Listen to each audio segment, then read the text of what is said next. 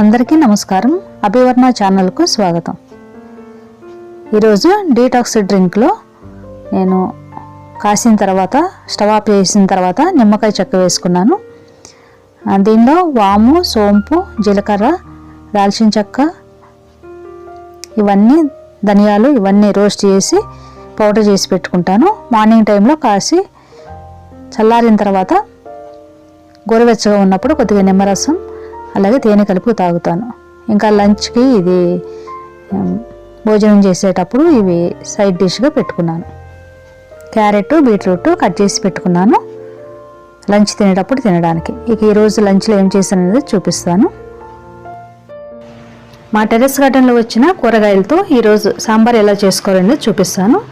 కూరగాయలతో పాటు ఆకుకూరలు కూడా కలిపి చేస్తున్నాను. ఇవన్నీ మా టెర్రస్ గార్డెన్లో వచ్చిన కూరగాయలు, ఆకుకూరలు. ఈ కూరగాయలన్నీ తీసుకున్నాను. తమ్మకాయలు, ఇంకా ముల్లంగి, వంకాయలు, బెండకాయలు, దొండకాయ, చిక్కుడు ఇవన్నీ తీసుకున్నాను. అలాగే ఆకుకూరలో పాలకూర, తోటకూర, మునగాకు, కరివేపాకు ఇవన్నీ టెర్రస్ గార్డెన్లో కోసుకొచ్చినవే. ముందుగా మనం కందిపప్పును ఉడికించి పక్కన పెట్టుకోవాలి కుక్కర్లో. చూశారు కదా, మెత్తగా ఉడికించి పెట్టుకున్నాను. అలాగే కూరగాయ ముక్కలన్నీ కట్ చేసి పెట్టుకున్నాను. ఈ ఉల్లిపాయలు ఇంకా క్యారెట్ మాత్రం బయట కొనుక్కొచ్చినవి. క్యారెట్ ఇంతకుముందు లాస్ట్ టైం కూడా వేసాను, వచ్చినాయి బాగానే. ఈసారి మాత్రం వేయలేదు. ఇలాగ వంకాయలు మొత్తం కొయ్యకోకుండా అలా కుక్కర్లో వేసేటప్పుడు కట్ చేసుకుందాం అనేసి పెట్టుకున్నాను. కుక్కర్లో పప్పుని ఉడికించేటప్పుడు పసుపు, 2-3 చుక్కల ఆయిల్, అలాగే 1-2 పచ్చిమిర్చి ముక్కలు వేసుకుంటే త్వరగా ఉడుకుతుంది. ఇది హెల్త్కి చాలా మంచిది.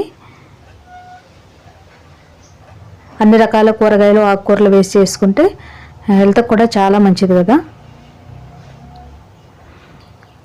కుక్కర్లో ఉడికించే పప్పు తీసి పక్కన వేరే గిన్నెలో మార్చుకున్నాను. అదే కుక్కర్లో మనం ముందుగా కట్ చేసుకున్న కూరగాయ ముక్కలన్నీ వేసుకోవాలి.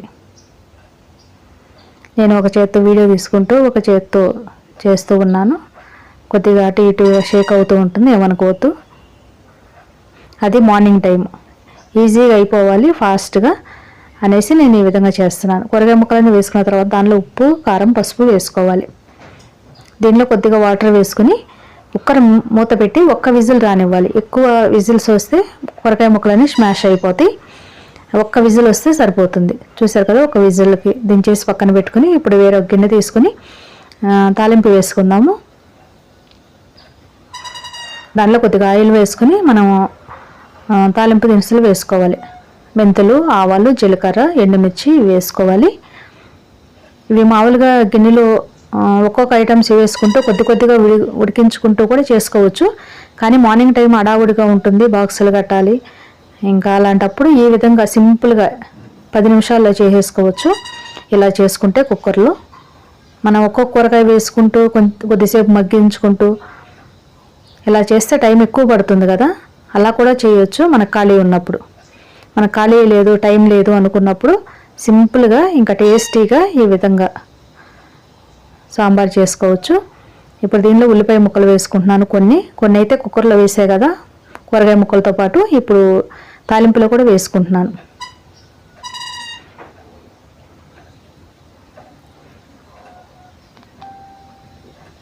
ఇప్పుడు దీనిలో కొద్దిగా దంచిన వెల్లుల్లి వేసుకోవాలి. కొద్దిగా ఇంగువ కూడా వేసుకోవాలి. మనకి పప్పు కాబట్టి డైజెషన్ అవ్వడం కోసం, గ్యాస్ ప్రాబ్లం అలా రాకుండా ఉండటం కోసం ఇంగువ వేసుకోవచ్చు. అలాగే కరివేపాకు. ఇది తోటకూర, పాలకూర, టెర్రస్ గార్డెన్లోకి వచ్చిన తోటకూర, పాలకూర ఇవి కూడా వేసుకున్నాను. అలాగే ఇది మునగాకు. మునక్కాయలు వేయలేదు కాబట్టి మునక్కాయల ప్లేస్లో ఆ ఫ్లేవర్ రావడం కోసం మునగాకు వేసుకున్నాను. ఆ ఫ్లేవర్ అనే కాదు, హెల్త్ కూడా చాలా మంచిది కదా. 350 రకాలు పైగా వ్యాధుల్ని నయం చేస్తుందంట మునగాకు. అందువల్ల మునగాకు మనకి కరివేపాకులాగా రోజు తాలింపులో వేసుకుంటే మంచిది. అవి వేగిపోయిన తర్వాత కుక్కర్లో ఉడికించి పెట్టుకున్న కూరగాయ ముక్కలు, అలాగే పప్పు, ముందుగా రసం తీసి పెట్టుకున్న చింతపండు పులుసు,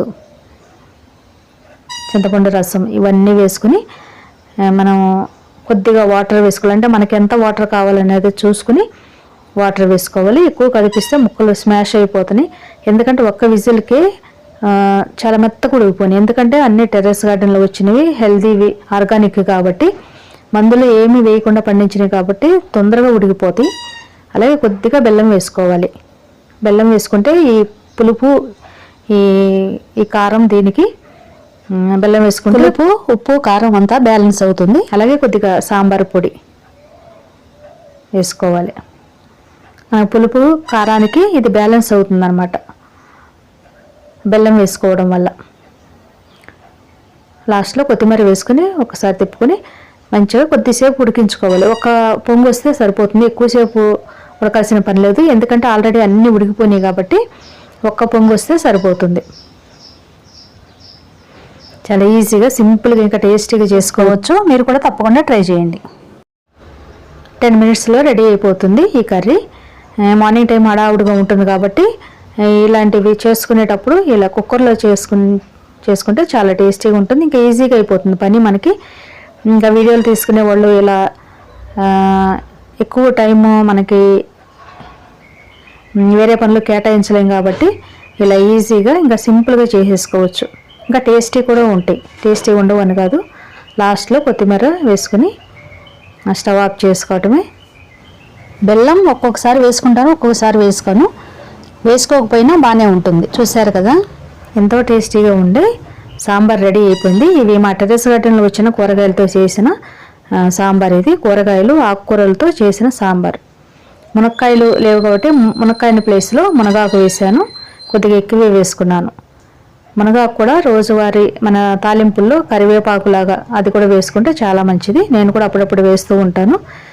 మీరు కూడా తప్పకుండా ట్రై చేయండి. నేను చేసిన సాంబారు ఈజీగా 10 నిమిషాల్లో అయిపోతుంది. ఇది ఎలా ఉన్నది అన్నది తప్పకుండా కామెంట్ చేయండి. ఈ వీడియో మీకు నచ్చినట్టయితే please like, share, subscribe my channel. Thank you for watching.